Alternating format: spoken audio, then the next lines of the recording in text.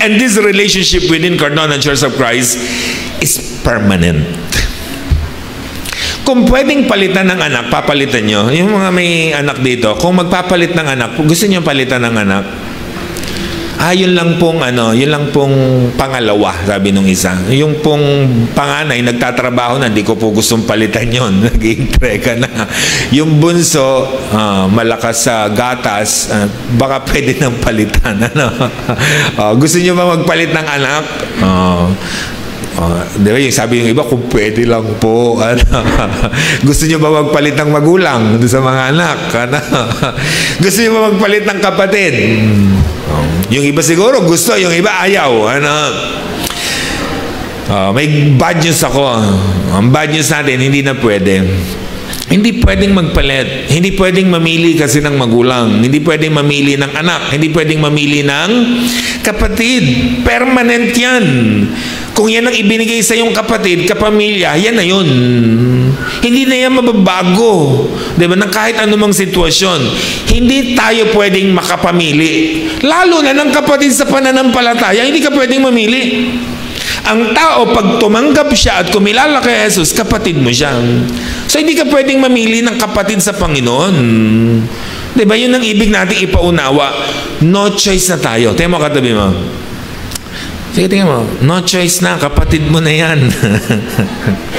Yung nasa likod mo, kapamilya mo na yan. Kay Kristo. No choice na tayo.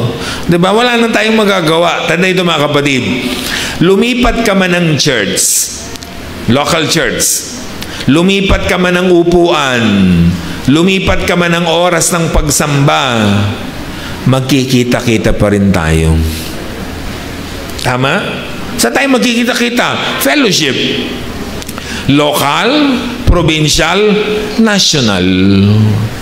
Magkikita-kita pa rin tayo, mag-iiwasan pa tayo. At higit sa lahat, magkikita-kita rin naman tayo sa langit. Kaya ngayon pa lang, i-enjoy nyo na ang isa't isa. I-enjoy na natin ang mga kapatid natin. No choice tayo, magkikita tayo. Diba? Yung mga ayaw nyong makita, nakita nyo kahapon sa Kababayhan National. Diba? Bakit nyo pa aayawan? Then nagkikita-kita rin naman tayo. Bakit nyo pa aayawan? Ayaw mo na sa Cardona, lilipat ka ng ibang church. Magkikita-kita pa rin naman tayo. Ba't ka pa lilipat? Diba? Ganun ang ibig natin sabihin, mga kapatid. Kasi nga, ang church relationship is permanent. Hanggang langit magkakasama tayo. Kaya ang church, diba, inihalin tuloy siya sa bride. At ang groom natin ay si Jesus. Bakit? Yan ay kahalin tulad ng pagkakasal, pag-aasawa. Kasi nga, ang pag-aasawa is permanent. Tayo lang naman ang sumisira ng kasal ng pag-aasawa. Pero sa Diyos, permanent yan. Ano po? Marriage is permanent. Sabi ng Romans 14:8, if we live to the Lord. If we die, we die to the Lord. Take note. So whether we live or die, we belong to the Lord. Wala nang ayawan ito. It is a permanent relationship with Him.